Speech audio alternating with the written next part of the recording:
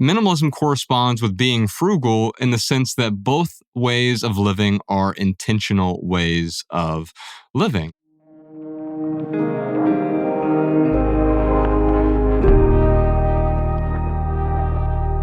You're listening to the Minimalist Podcast with Joshua Fields Milburn and TK Coleman. Thank you, Malabama. Hello, everybody. Today on the show, we are joined by George Kamel. George is a personal finance expert and co-host of The Ramsey Show and the Smart Money Happy Hour. He went from having a negative net worth to being a millionaire in under 10 years. His goal is to help people spend less, save more, and avoid money traps so they can live life with more margin, options, and freedom.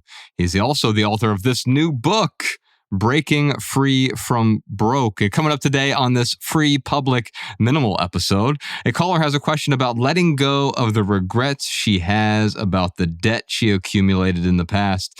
And another listener has a question about the clash between frugality and minimalism. Then we've got our lightning round segment, a FAMS question, and a listener tip for you.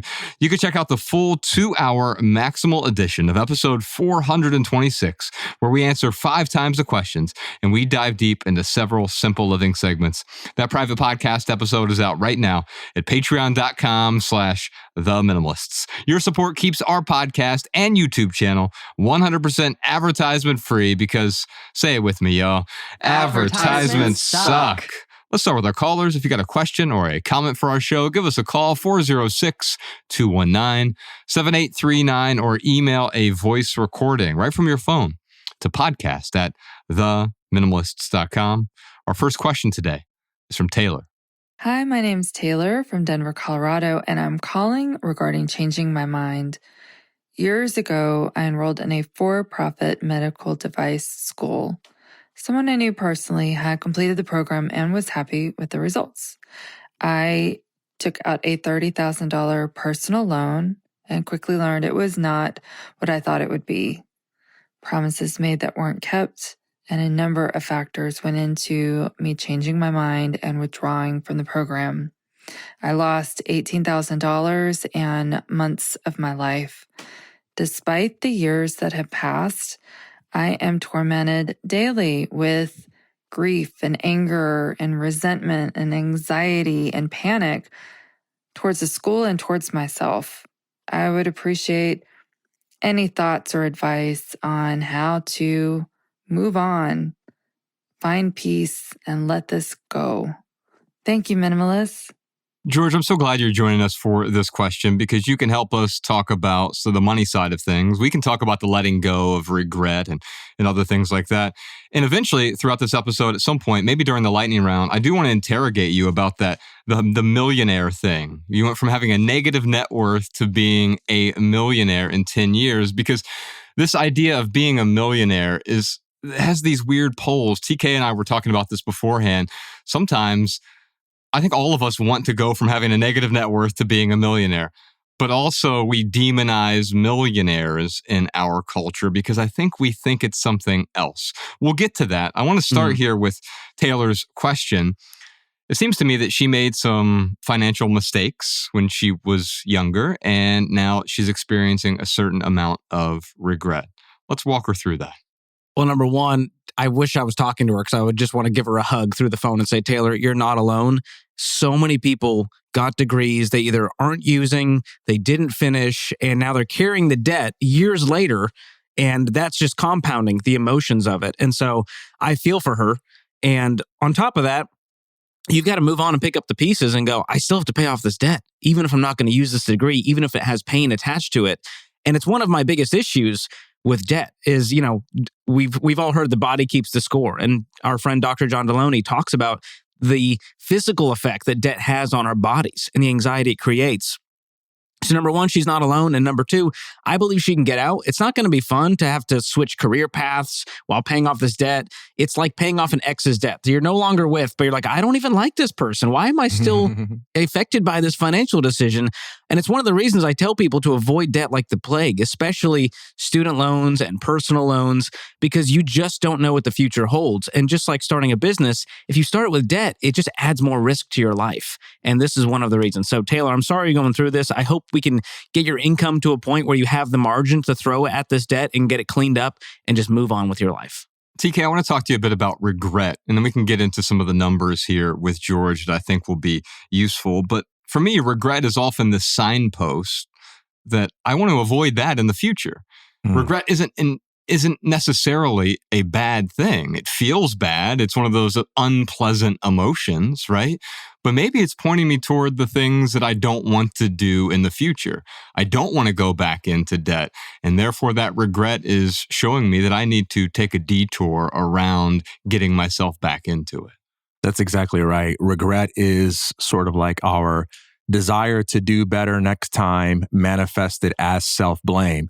And there's another aspect of it as well, and that is the sensation of having wasted everything, the sense of it having been a complete loss. And it's easier to cope with that regret when you know that you're walking away from it with more wisdom and character than before that you can apply towards future things. And so one thing that I would be asking at a time like this is, what do I want to move on to? Because it's really hard to let go of something if you have nowhere else to go.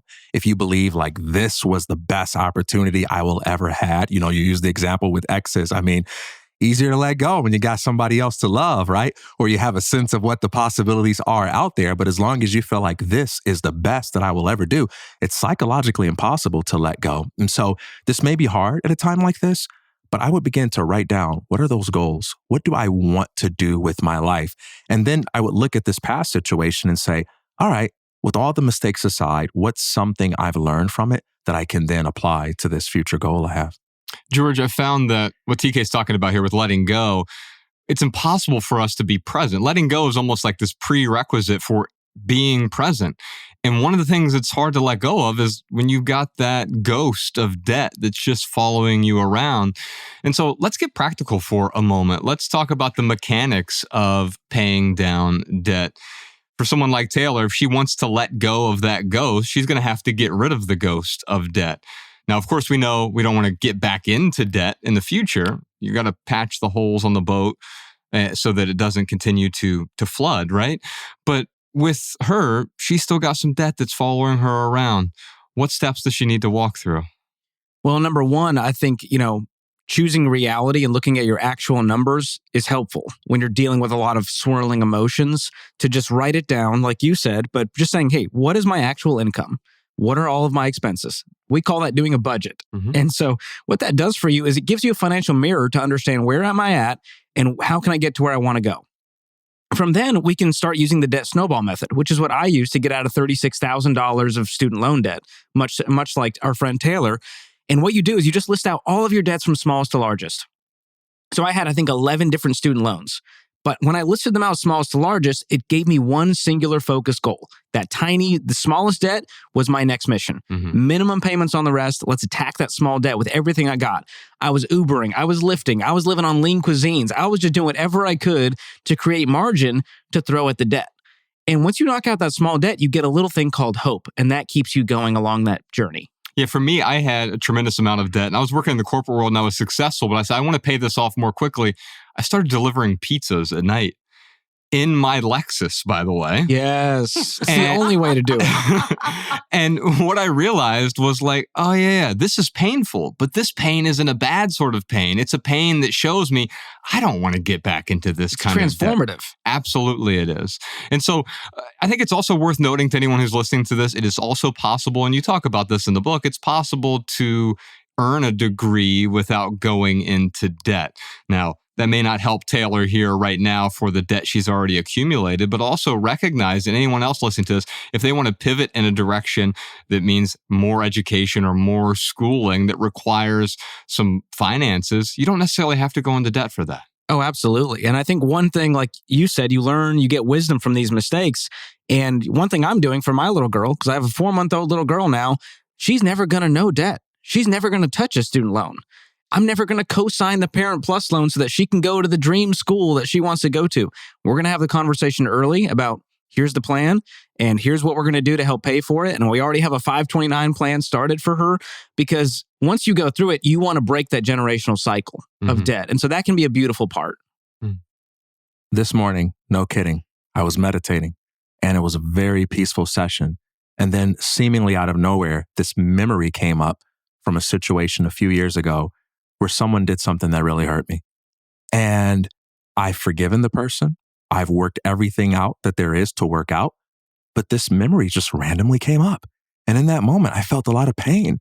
And there was a temptation to judge myself and question myself. Well, maybe you haven't let it go. Maybe you haven't forgiven this person. Maybe you're lying to yourself. And in that moment, there was just a realization of, I've forgiven this person. I've taken all the wisdom I need to take from it, but I'm a human being and I'm allowed to remember moments like this and still feel some pain from it.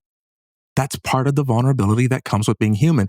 And when you can sit with that and be present with that, that becomes a kind of strength that you can bring to your interaction with others in moments where you need to have mercy on others and in moments where you need mercy yourself.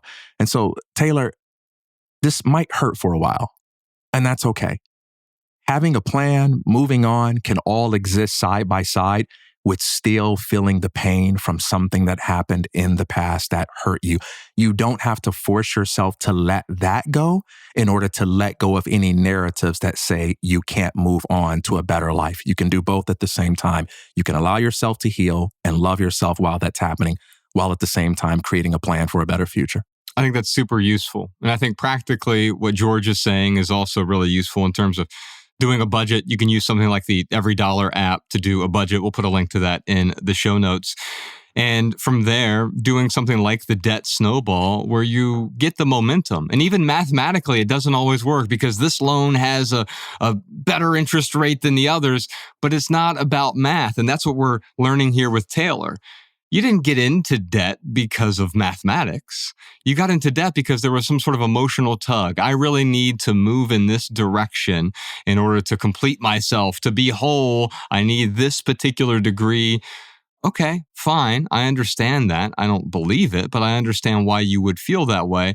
So emotions got you into debt, but it's using that same leverage that will actually get you out of debt. And that's the beauty of the debt snowball. I remember I had almost $500,000 worth of debt. Ooh. And I went through the whole debt snowball, the whole Ramsey plan. And it was a tremendous relief for me because I had 14 credit cards and I was broke. And I also realized, you know what? I'm never going to get out of this. It's so overwhelming. But then I had a loan that was a credit card that was $100. I can pay this one off, right? Oh, I can cancel it now that it's paid off and I feel good. I'm never going to go back into debt with that card. Oh, what's the next one? Oh, I owe $239 on this card. Oh, okay. I can pay that off. And how quickly, and all of a sudden you get that momentum, hence the snowball. Before we move on to the next question, George, I want to talk a bit about being broke. And quite often we are either broke or we're broken or both. And being broke for an extended period of time quite often just means that we're living beyond our means. When I walked away from the corporate world in 2011, I took a 90% pay cut. I made $23,000 that year. And I was more financially secure that year than any other year of my life because I finally wasn't living beyond my means. I was probably below the poverty line, but I was secure. And so can you talk a bit about being broke in your experience going from someone with a negative net worth to someone who now has a substantial savings? Yeah, it's interesting you say that. You say this in your endorsement for the book, which I love. It was, we're broke because our habits are broken. And it's way less about income, which is what people think it's about. Like they think they're broke because they don't make enough money. We live in a country where anyone's income is far beyond what most other countries would see in a year. And so what it comes down to is living on less than we make, having delayed gratification, putting down the comparisons, and going, what is right for my family and my life right now? And lifestyle creep is the real killer here. Because you make more money, you think, well, that's going to solve everything. What happens? You just go get nicer stuff. That's all that happens. And you have the same amount of money left over at the end of the month, which is zero for a lot of people. And so it's not about getting to a certain income. It's about controlling the income you have today.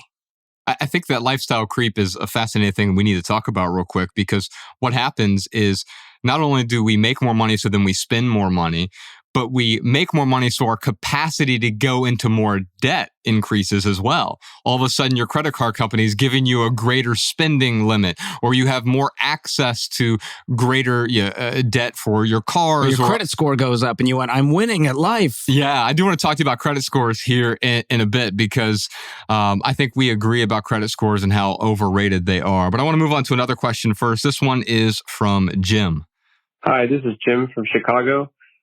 I am in a constant struggle between the mutually supporting and competing concepts of frugality and minimalism. I want to let go of more, but the frugal side of me constantly reminds me that having it now or picking something up for free prevents me from spending money on it later. What are your thoughts on how these two concepts both complement and distract from one another? I am not a Patreon subscriber. What a weird way to end your message, Jim. Well, you're going to get what you pay for here. You get half the answer. That's all you get until you support on Patreon. I mean, anyone's listening, so I want you to know that the being a patron is not optional. It's mandatory if you listen to the podcast. It's been regulated by the Federal Trade Commission. And so listening to this podcast without supporting it is actually illegal. It's a federal crime in the state of California. Oh, heavens. All right, so I do want to talk about frugality, because TK, one of the things that often gets mistaken is, in order to be a minimalist, it just means you're super cheap, right? Frugal is the nice way of saying, he's really cheap, right? It is possible to be a minimalist and not be super frugal. It's possible to be frugal and not be a minimalist, but it's also possible that you can overlap the two. Any thoughts on that? Yeah, it's like somebody said about me in the comments one time. I mean, look at this guy. Of course he's a minimalist. He has to be. That's rude. That's rude. It's funny. Don't though. talk about my man TK like that. That is funny. though. Oh, that's an interesting concept, though, because frugality at the heart of it is someone who doesn't want to let go of the money and wants to get the best deal possible. And so they're nickel and diming every little thing.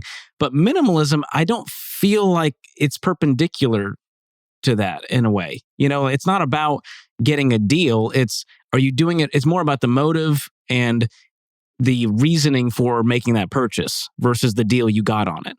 That's right. It's about drilling down to the essence of things. It's when I clear away all of the distractions, all of the non-essentials, what is it that matters to me the most? And for some people, that might be a lot of money. For some people, a little amount of money. For some people, it might be a big house. For some people, a small house. It reminds me of the question we had from an artist who says, I love making art and I need all of these tools in my home to make the art that I love. Can I still be a good minimalist? And my response to that was, if minimalism ever gets in the way of your creativity, minimalize the minimalism, not the creativity. Keep that and toss everything else out. It's not about living up to anyone else's ideas. It's about deciding what role is simplicity going to play in your life, because there are all things, or we all have things that we need to simplify. I think that frugality is a benefit until it becomes a burden. I love what George just said there about frugality. If it means like, I don't ever want to let go of any money, well, that's helpful if you're in debt and you are being intentional with your spending. If that's what we mean by frugality, great. But if it means that I'm clinging to my money and never spending it no matter what, even when it is necessary or even when that purchase will add value to my life, well, then frugality becomes a burden. And so I do think that minimalism corresponds with being frugal in the sense that both ways of living are intentional ways of living. And I think ultimately that's what you're talking about, George, when you talk about breaking free from being broke, is there's some intentionality that needs to come into the picture here. Oh, yeah. Well, we've all seen the episode of Hoarders, and the person's really frugal. And so I don't think that frugality and minimalism, go hand in hand necessarily, because you can go broke spending money. It's amazing how that works. You can save your way into going broke because everything was a deal and everything was 60% off MSRP and it was free. Why would I not take all this free stuff? And then you realize it didn't actually add to your life at all. In fact, it got in the way. That's when we call it clutter, in fact, right? If something gets in the way of your life, it becomes clutter. And if frugality is leading to clutter, then that is when it's getting in the way of minimalism. Amen. If you're spending $50 in gas in order to save $5 on the purchase of a sweater, you might be missing the point. But then this is also why we have to be slow to judge, because for some people, that might be the point. The point might not be the amount of money that I save. It might be the fact that I saved and the fact that I was able to get a deal or have the adventure of discovering something and finding an alternative. But it's really all about identifying your priorities. What is the most important thing to me? Getting rid of the labels and saying, I'm going to choose that. You guys can call it whatever you want. But for me, that's the simple life. Jim, I'd love to give you a couple tickets to one of our tour stops. We're getting ready to go on tour this year.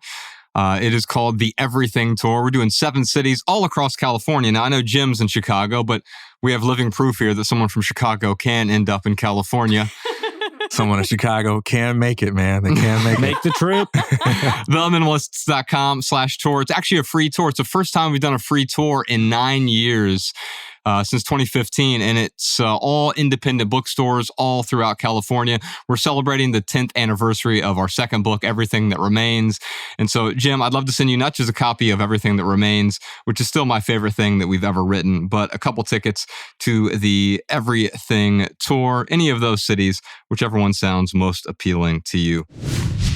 Alabama, what time is it? You know what time it is. It's time for the lightning round, where we answer your questions from TikTok. Yes, indeed. You can follow The Minimalists on TikTok, also on Instagram, Facebook, X, and Threads. We are at The Minimalists on those platforms. Now, George, during the lightning round, we each have 60 seconds to answer your question with a short, shareable, less than 140 character response. Ooh. We call them minimal maxims. Love that. Although TK's here, so sometimes we just maunder on a bit. Wow. Shots fired at TK. On the air. Too soon, man. I'm just trying to give you some freedom here, because this question I think is going to require more than 60 seconds, although I'll do my best to be pithy. I speak in tweets. I can do this. This is beautiful. I would love to hear your riff on too, just before you even answer it. Like, what do you think the question is asking? How do you interpret it? Oh, yeah, let's get there. Let's listen to the question, and then we can interpret it together. Sure. By the way, those minimal maxims, we put them in the show notes over at theminimalists.com/podcast. And if you're on our email list over at theminimalists.email, then we'll send those minimal maxims and the show notes to you every Monday morning. We won't send you spam or junk or advertisements, but we will start your week off with a bit of simplicity. Today's lightning round question is from Kat. So, are you guys millionaires yet? And how many millions of dollars have you let go of? Wow. So there are 2 ways to look at this question, TK. I think there's one way to say, is this person just being a troll, right? Or there's a charitable way to look at the question. So the troll way is like, hey, now that you're the minimalist and you're so popular and famous, you must be filthy rich. Why aren't you letting go of any of your money? That's the uncharitable way to look at this. But I'm going to assume, since you're a listener of The Minimalist, you're asking this In a with playful way. Yes, with sincerity, because I think the most of you, Kat. So, TK, let's start here. Actually, no, let's start with George, because he is the millionaire at the table. Listen, that doesn't mean a whole big lot. baller. It doesn't. Here's the thing. I think going from broke to millionaire is more of a, hey, if I can do it, anyone can. It's not a flex. Having $1 million in my house and retirement accounts does not mean my life has changed dramatically. But so I think there's a distinction we need to make between wealth and minimalism, because what they're saying is you can't have it both ways. You have to give away all your stuff and be among the poor in order to be a true minimalist, which I don't think is anyone's definition at this table. Not necessarily. I think it's okay to do that. If you decide that you want to get rid of all of your worldly possessions, become an ascetic, or even move into a monastery or something where you've renounced your possessions, or at least you're no longer holding on to them, that's fine. I don't think that's the objective of living intentionally, though. I think it's one path for some people. Mm-hmm. What's your thoughts on this, TK? Wealth versus minimalism. Should you be giving away all of your money in order to be a true minimalist? What's interesting to me about the question is that it presupposes that you have to have a bunch of money in order to be a giver in the first place. We're thinking about wealth in a way that is very unwealthy. This is a very limited concept of abundance here, right? Like, if you want to be wealthy, one thing you should start with is having a wealthy definition of wealth. And if your only concept of wealth is money or stuff, that's not a very wealthy definition of stuff or of wealth. And for me, my father taught me to practice the giver mindset early on, before you have a bunch of stuff. Because what that does is it forces you to look at yourself as always having something to offer, even if it's not money. You may have kind words, you may have acts of kindness, you may have perspective, you may have time, energy, friendship. You don't have to be a millionaire to give. And so when it comes to this question, I would say you don't have to, if you never latch on, you never have to let go, right? And so this idea that like, man, like I'm only in a position to let go if I have a bunch of stuff, that's one way to go about it. But another way to go about it is to say, I'm committed to living a life of generosity, and I'm going to show up as a generous person no matter how much stuff I have, because abundance is what I am, not what I possess. I love that. I think that as a minimalist, money is still a passenger in the car, but I no longer let it drive the car for me. As a minimalist, I'm not allergic to money. And I think that's a misconception people often have. We were talking earlier about frugality, right? And in order to be frugal, one must never spend money on something that isn't absolutely necessary. Well, I don't think that's true either. We have something called the Minimalist Rule Book. It's 16 rules for living with less. It's a free download on our website at theminimalists.com. And one of those rules is the no junk rule. And it's real simple. It says everything you own or everything you buy, everything you've ever owned fits in one of three categories. It's either essential, it's non-essential but value-adding, it enhances your life in some way, or it is junk. The problem is most of the things we spend our money on is junk. And so it doesn't matter if you're a millionaire or a billionaire, you can waste all of your money, which by the way, it's interesting. We always lump those two terms in together. That's like saying a thousandaire and a millionaire, because that's about how different they are from one another, right? And yet, I find we get into trouble when we let money drive the car for us. Because here's what happens. I start making all of my decisions based around income and what can that income do for me. And sometimes we don't even know. I just need more money. Well, for what? So I'll have more money so I can buy more things. Okay, what will those more things do for you? I'll have more stuff. And we never even sit down and even write it out. Okay, what will I get from owning that thing? What will I get from owning that purse? What will I get from owning that wallet? What will I get from owning that makeup? And I'm not saying this pejoratively that you shouldn't own these things, but quite often we don't even think about what am I actually getting from the things I'm spending money on. And I would say the same thing is true with the amount of money that I'm giving, right? I told you earlier, when I walked away from the corporate world, I took a 90% pay cut, but I was more generous that year, financially and otherwise, than any year previous to that. Well, the first reason is because I was exponentially more generous because for a decade, even though I made really good money, I didn't give in any real capacity, right? But when I made generosity and giving a priority, all of a sudden I realized, oh, I can contribute in so many ways. And one of those ways is money, but other ways are time and attention and love and caring. And when you mix that all together, now all of a sudden I have a real recipe for contributing beyond myself in a meaningful way. Yeah, there's a few principles here I'll lay out as we wrap this. Number one is that money is just a magnifying glass. It magnifies who you are. So if you're a jerk and you're broke, you're just going to be a jerk who's wealthy later on. And if you're a generous person when you're broke, you're just going to be a really generous person when you got some money to give. And so we always say, give a little until you can give a lot. To TK's point, generosity is not some milestone you achieve once you hit millionaire status. And the other piece of this is that wealth to me is, as far as money goes, is when money just turns into a tool instead of an obstacle. And when you're broke, money's an obstacle. And when you're wealthy, it becomes a tool that you can use to serve your own life, your family's life, your community, to leave an impact. And so I think that's a beautiful way to look at money. It's amoral. It's just a brick. You can break a window. You can build a school with it. It's up to you what you do with it. And so I think being generous is something that you should carry throughout your entire financial journey. And why do we demonize then? We tend to demonize millionaires. I said at the top of the show, we were talking about this. Going from broke to being a millionaire is something that everyone wants to do. Now, some people prioritize it more than others, but everyone is like, oh, that'd be nice to have $1 million show up in my account or have $1 million net worth. Can we, for a moment, can we define what it means to be a millionaire? Because some people think, oh, you must be making $1 million a year in order to be a millionaire. That's not what we're talking about. But second, can you talk about why you think we often demonize that label of millionaire. Yeah, this is another controversial one for some reason. People think that I invented the definition of net worth millionaire, and it's an oxymoron because a millionaire is someone who has a net worth of $1 million or more.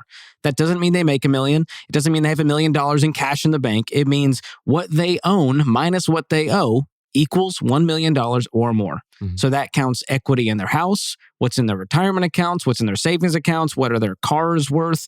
All of that gets added up to equal your net worth. And this is not my definition. It's not my opinion. This is just accounting 101. And so that's a good way to start it is I don't have $1 million in the bank. I don't have $1 million in retirement. But if you add up the equity in my home, plus both of my wife and I's retirement accounts, plus the cars and checking accounts and savings, it adds up to over $1 million. So it's that simple. The other piece of it is why do we demonize this? I think it's easy to demonize what we don't have. It's out of envy and anger, and it's not fair that Joshua has $1 million and I don't. Therefore, that's not okay. And it's evil that he has that much money. No one should have that much money. Well, everything's relative. There's CEOs making $40 million. Is that fair that I don't make $40 million? Well, I didn't do the work and I don't sit in that seat. So I don't know what his life is like or even if it's a good life. Mm-hmm. And so we often, it stems from an unhealthy, ugly place on ourselves, and it reflects more on us than it does on the person with the money. It seems to me, TK, that we get confused and we assume that money is going to make us happy, but we also don't recognize that it's just a concept because something terrible could happen to the stock market tomorrow, and all of a sudden George is like, I went from being broke to being 100,000aire, right? Or I went from being broke to being rich to being broke again. It's possible. And so part of it is just a concept, and it's how we frame our mind around it. I once heard a comedian talk about Jay-Z wanting to become a billionaire. He's like, I don't understand him wanting to become a billionaire because he was one of the wealthiest millionaires, and now he's just the brokest billionaire. Now that is a good book title. Brokest billionaire? I'd read it. All right, we're going to answer another question, a fam's question here in a moment. But real quick for right here, right now, here's one thing that's going on in the life of the minimalist. TK Coleman just wrote his first book. Woo! It is called Emotional Clutter. And we're going to talk about a lot next week on the show. But folks, listen to this right now. You can go download it, theminimalists.com/emotional clutter. You can download it for free on our website. There's also an audiobook version. TK came in and read each chapter, and then we did a little mini podcast between each chapter, TK and I, really going back and forth on some of these ideas of emotional clutter. Why did you want to tackle this topic of emotional clutter, TK? Well, when I joined you guys, I genuinely felt then, as I feel now, that you and Ryan have said just about everything that needs to be said on physical clutter. And all the questions that come in are about physical clutter, or most of them at least. But one of the parallels between the work that you do and the work that we do is when you listen to the questions that come in and the conversation that ensues, there's what people ask about, but then there's where you need to take them in order to resolve that issue. So all your questions come in, they're about money, but the money questions are never about money. The money problems are relationship problems. There are problems with self-defeating thoughts, habit, lifestyle problems, expectations that my parents placed on me or that I put on myself. And you're unpacking all of this other baggage, which really isn't about the numbers. And if you clear that up, you clear away the numbers. And it's the same thing with clutter. All of the clutter that we deal with, all of the challenges that people confront when they try to become better minimalists or introduce simplicity into their lives, it's all other kinds of intangible baggage. Emotional clutter, relationship clutter, expectation clutter, and so on. And so I wanted to begin the process of helping people unpack some of the baggage that they have that makes it a lot more difficult for them to live simpler lives and go a little deeper than telling them how to get rid of their stuff. George, you see this all the time. The money problems are never about just the money.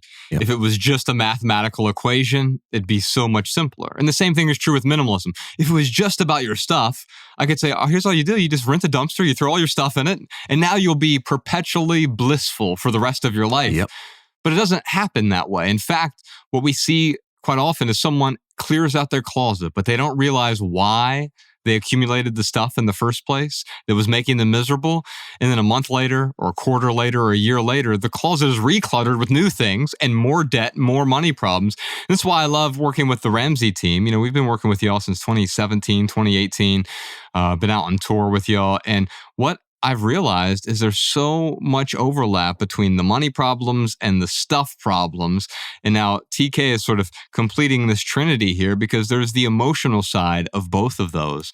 So you can download Emotional Clutter right now for free, theminimalists.com/emotional clutter, or you can buy the audiobook version if you enjoy our podcast. You'll certainly enjoy that. Let's answer Fam's question, Malabama. So, George, every month we hop on a Zoom call with all of our patrons, and they can turn their cameras off and just be a fly on the wall, or we just get on a Zoom call and they start asking us questions. There's a whole world that's going on in the chat. We call it FAMs, Friday Afternoon Minimalist Zoom. Oh, love that. And we get to, it's like having a live event, but right there on your computer screen. We get to interact with you, and then Malabama's in the chat, and she is collecting all of your questions that we don't get a chance to answer on that Friday Afternoon Minimalist Zoom. We have one today from Amy. Any advice about how to let go of excessive and expensive Lego collections? I'm guilty of having way too much, but I'm finding it hard to let go of even half of it.